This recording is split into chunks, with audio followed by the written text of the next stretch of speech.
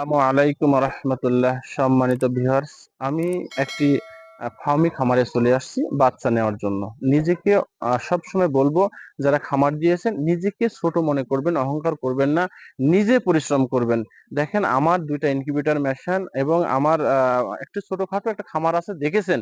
তারপরে এখান থেকে বাচ্চা নিয়ে যায় আর এক জায়গায় বিক্রয় করব, অর্থাৎ একটা হকারের মতো এটা।